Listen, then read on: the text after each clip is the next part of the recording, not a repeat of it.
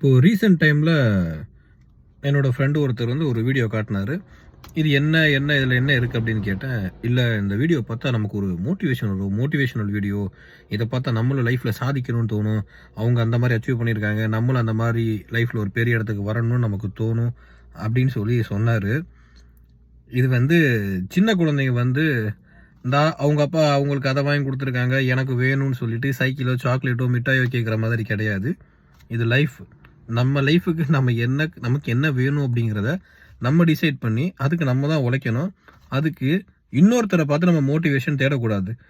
தேடலாம். டெப்ரெஷனாக இருக்கும்போது அதிக தோல்விகளை நம்ம சந்திக்கிறப்ப நமக்கு வந்து சரி ஓகே விட்டுடலாமா அப்படின்னு நமக்கு ஒரு யோசனை வரும் இல்லையா?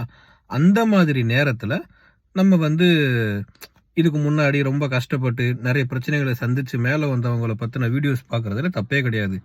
எதையுமே பார்க்காம வெறும் வீடியோஸை மட்டும் பார்த்துக்கிட்டு அப்படியே ஜீரோலேயே உட்கார்றது. பிள்ளையார் சொல்லி போட்டாச்சு, எல்லாம் ஆரம்பிச்சாச்சு, ஆனால் நான் எதுவுமே பண்ண மாட்டேன். மோட்டிவேஷனல் வீடியோ பார்க்குறேன், நம்ம மைண்டுக்குள்ளே வந்து அப்படியே வந்து ஒரு சாட்டிஸ்ஃபேக்ஷன் கிரியேட் ஆகும். ஓகே, நம்மளும் இந்த மாதிரி வந்துடலாம் அப்படின்னு சொல்லி ஒரு சாட்டிஸ்ஃபேக்ஷன்லேயே உட்காந்துருந்தா கண்டிப்பாக யாராலையும் எதையுமே அச்சீவ் பண்ண முடியாது. ஏன்னா சைக்காலஜி படி என்ன சொல்கிறாங்க அப்படின்னா, ஒரு ரிசர்ச்சில் சொன்ன இது டீட்டெயில்ஸ் தான் இது. நீங்கள் வந்து என்ன பண்ண போகிறோம், இப்படிலாம் பிளான் இருக்குது, இதெல்லாம் பண்ண போகிறேன், இல்லை ஒரு மோட்டிவேஷனல் வீடியோ பார்த்துட்டு செல்ஃபாக நீங்கள் சாட்டிஸ்ஃபேக்ஷன் ஆகிறீங்க இல்லையா? மூளை வந்து உங்களுக்கு என்ன இன்டியூஸ் பண்ணுன்னா, நீங்கள் அந்த விஷயத்தை அடைஞ்சிட்டீங்க அப்படின்ற மாதிரி உங்களுக்கு வந்து அது சொல்லிடும். ஸோ நம்ம மைண்ட் என்ன ஃபிக்ஸ் ஆகிரும்னா, நம்ம வந்து எதை எக்ஸ்பிளைன் பண்ணுற ஒரு ப்ராஜெக்டையோ பிளானையோ நம்ம டீட்டெயிலாக எக்ஸ்பிளைன் பண்ணிவிட்டு இதை பண்ண போகிறேன்னு சொல்லிட்டு பண்ண போகிறேன்னு சொல்லிக்கிட்டே இருக்கிறவங்களுக்கு அது வந்து எல்லோரும் சூப்பராக இருக்குப்பா, நல்லா இருக்குப்பா, பெஸ்ட்டு, நல்லா பண்ணு, ட்ரை பண்ணு அப்படி இப்படின்னு சொல்லும்போது அது அதிகப்படியாக கேட்டு நம்ம மைண்டு வந்து நம்ம அதில் சக்ஸஸ் ஆகிட்டோன்னே ஃபிக்ஸ் ஆயிரும். ஸோ ஒன்ஸ் உங்கள் மைண்டு சக்ஸஸை ஏற்றுக்குச்சு அப்படின்னா அதுக்கு அடுத்து நீங்கள் அதை பற்றி ஸ்டெப்புக்கு போகவே மாட்டீங்க. ஏன் அப்படின்னா நம்ம தான் சக்ஸஸ் ஆகிட்டோம் இல்லையா? ஆரம்பிக்கவே கிடையாது. பட் அந்த சாட்டிஸ்ஃபேக்ஷன் லெவல் உங்களை அடுத்ததுக்கு போக விடாது. சிம்பிளாக சொல்லணும்னா எல்லாருமே கேஜிஎஃப் படம் பார்த்துருப்பீங்க. பர்டிகுலராக வந்து கேஜிஎஃப் 2 எடுத்துக்கோங்க. அந்த படத்தில் வந்து எந்த சீன்லேயுமே ஹீரோ யார்கிட்டையுமே என்ன பண்ண போகிறோம் அப்படிங்கிறத ரிவீல் பண்ணவே மாட்டார். என்ன ரீசன் அப்படின்னா யாருக்கும் எதுவுமே தெரியாது அவர் என்ன பண்ண போகிறாரு. ஈவன் அது ஒரு மூவியாக கூட இருக்கலாம். பட் வந்து அவரோட அந்த ஆட்டிடியூடு வந்து பார்த்தீங்கன்னா நமக்கு சொல்கிறது ஒரே ஒரு விஷயந்தான். நீ ஒரு பிளான் பண்ணுறியா, உன்னோட வச்சுக்க, நீ இதை எக்ஸிக்யூட் பண்ணு, ப்ராசஸ் பண்ணு, அதோட அவுட்புட்டை நீ பார்த்துக்க. அது சரியாக வருதா தப்பாக வருதா அப்படிங்கிறத பொறுத்து அடுத்தடுத்த ப்ராசஸ் மாற்றிக்கிறலாம். அதை விட்டுட்டு பிளானிங்கையே 100 பேர்கிட்ட சொல்லி எல்லாட்டையும் அப்ளாஸ் வாங்கிட்டா மைண்டு வந்து உங்களை அடுத்த ஸ்டெப்புக்கு மூவ் பண்ண விடாது.